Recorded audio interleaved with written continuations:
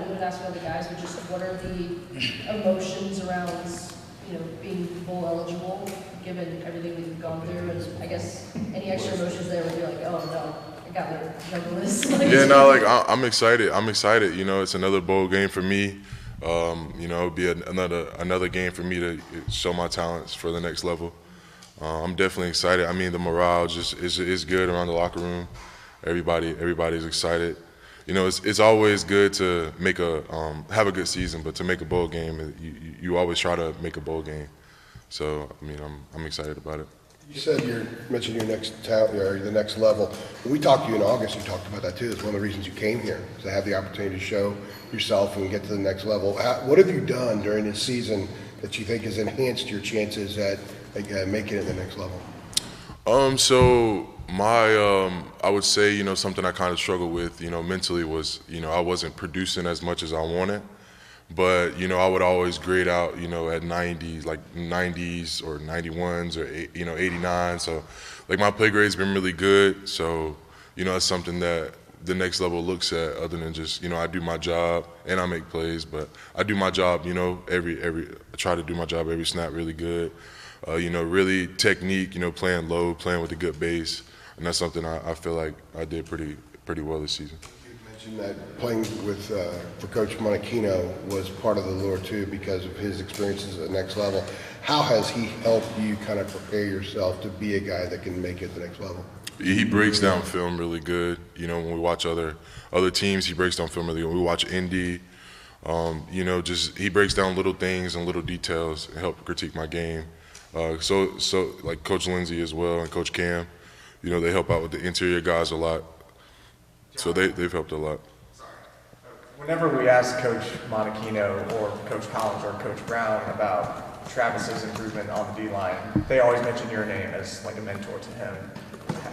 How have you helped him in the short time that you've known him, and how satisfying is it to see his improvement where he's turned into a real game record? It's amazing. Like, when I first got up here, me and Trav, like, we've always been cool, but like we just never really like talk as much as we do now. But like I would say now he's like one of my guys for real. But like he's grown like more off the field than on the field. Like y'all don't really know that. But like from when I first got here, he's a different person. And so I feel like it's helping him on the field, more than anything right now. But he's a great guy. He's a great guy.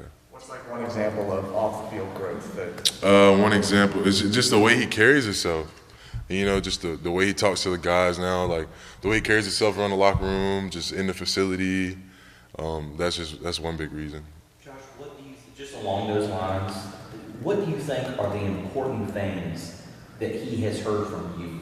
Like, you talk about being cool with him and getting to know him, knowing when you got here. Like, when you started sort of getting to know Travis, what did you think? Like, look, he needs to hear this from me. I guess, like, since I've been there, done that, it was more of a mindset thing for him.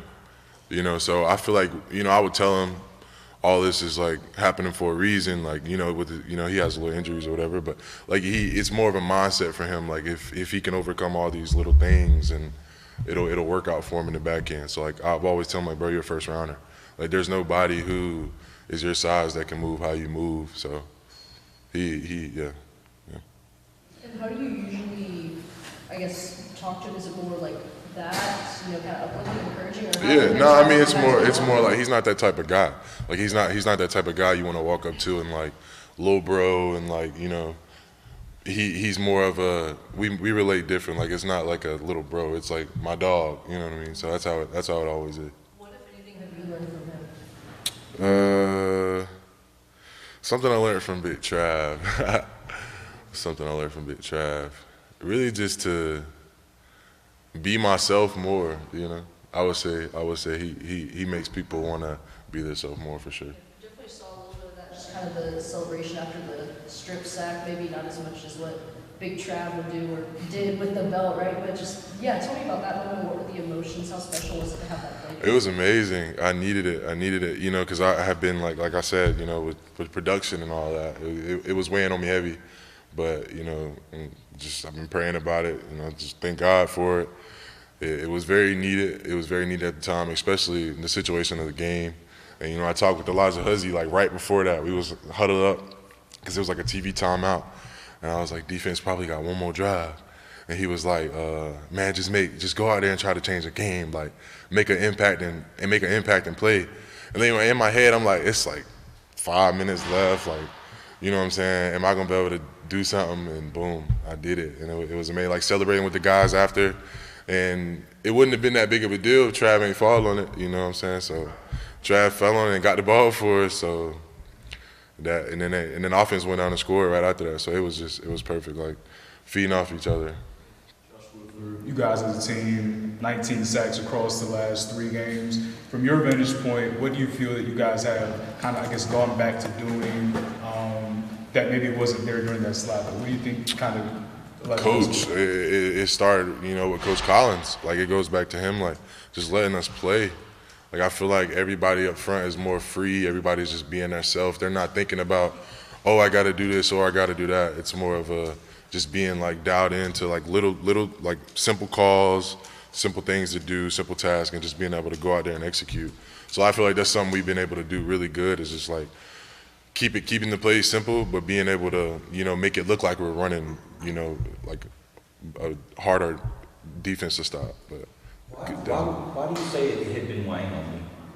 as far as what do you mean? Like not making as many plays as maybe you wanted. You know, like just because I feel like, you know, a lot of scouts care about production, and I mean, it's not that I'm not producing. It's just like it's not something that, you know what I'm saying? Like it's not that I feel bad about it or it's been weighing on me. It's just something that I feel like I needed to do. You know, coming here with it being my last season, with me trying to go to the, you know, lead as well. Josh, did you say you had known Travis before you came here? Or you Yeah, we knew each other a little bit. We knew each other a little bit, especially with the recruiting process. He was a couple years behind me, but we knew each other. Like when I hit the portal, I talked with Javari Ritzy before I went to Ole Miss coming out of NC State. Talked with Trav a little bit then, and I kind of knew him out of recruiting. He's from North Carolina as well, so. With him being, you know, 5-star prospect, top 5 in the nation, being recruited by Clemson, Georgia, all these schools, do you feel like maybe too much had been expected of him too early at such a physical position, and now, you know, he's finally sort of coming into his own? Yeah, I mean, not really. I mean, I feel like he took the role that was given to him with the adversity he was faced with, and he handled it good. And I feel like, yeah, he's good now. Was there a specific moment that kind of the defensive mindset changed over the past kind of couple of weeks that has led to this kind of increased production?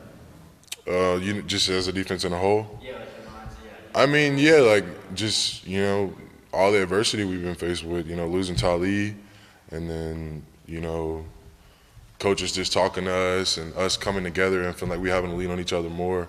I feel like it's helped us produce more on the field. Like, I feel like the locker room's closer now than it was against Minnesota, definitely. Take us through the play, Josh, with 5 minutes to go, where to be able to get the sack. Like, you know, set it up for us. What are you seeing? How you got Yeah, there? for sure. So me and Bo, we was running a little text game, which is like a pass rush game where I gotta like jet through the B gap and he folds and comes under. And the tackle kind of set on it. So like when he set, as I'm getting vertical through the B gap, the tackle kind of set, and I like pushed him this way, and he actually turns. And then that's when I started just bulling into the guard. And then I see like some of the players telling me like, your eyes got big. You start smiling, like, cause like it's hard to explain it, but when you out there, like 5 seconds be feeling like 2 minutes. Like when you see certain like things, it goes back in your head. So like I see the quarterback, he's just standing there with the ball like that. And so I'm just like, in my head, I'm like, I'm really about to do this. And so I just hit the ball. Like as I'm going to hit him, I hit the ball, don't even realize I'm trying to get the ball. We work it every day. So now I realize like, oh, you know, it's something that's in my memory. But it was exciting. And I got up, I'm like, okay, did we get an interception? Is there a fumble? Like, what's going on? Because they're fighting over the ball. And I don't know, like, if you go back and watch it, like, I don't know what's going on. I'm just standing up, you know, lit. I stepped on the ref. If you go watch the video, like, I stepped on the ref's foot and his butt. Like, he was just standing. But, like, it was exciting, man. And it was definitely exciting. Just right after that, just celebrating with the guys. And, yeah, it was exciting. Oh, yeah, there he Speaking of is. Big Chad, yeah. Cheesy Trav himself. Yeah. Josh, you're going against this week the Boston College team. Actually running a lot. They're actually second to you guys in the ACC in terms of rush attempts. Looking at their offense, you know, in film, I know they made a quarterback change and everything like that. What sticks out to you about just kind of their system? They're a very pro-style offense. Like their coordinator, he was a coordinator in the league, or maybe even a coach, a head coach, or something like that. Yeah, so they're a pro-style offense. You know, they're good. They got a good offense, and I feel like the game plan we have for them to stop them, and I feel like their O-line's pretty good. They work together really good with the duos and the way they work the double teams and stuff. But I feel like we got a game plan set for them, and we're gonna be able to leave Boston with the dub. Did you tell Rucker or Bo or Ritzy, like, hey, I got one now? Like, in terms of Yeah, I mean, they call me. Yeah, they be messing with me now, calling me sack man. Like I was the first one out at practice today, out of D line. They was like, oh, he get a sack, he gonna be the first one out there. Right. They just be messing with me like that. But I'm just trying to get like them boys, man. They make it look easy. Did you hit the both legs after the strips there? What did I do, man? I think I hit just some little. I pointed at my family actually. That's what I did. I pointed at my family.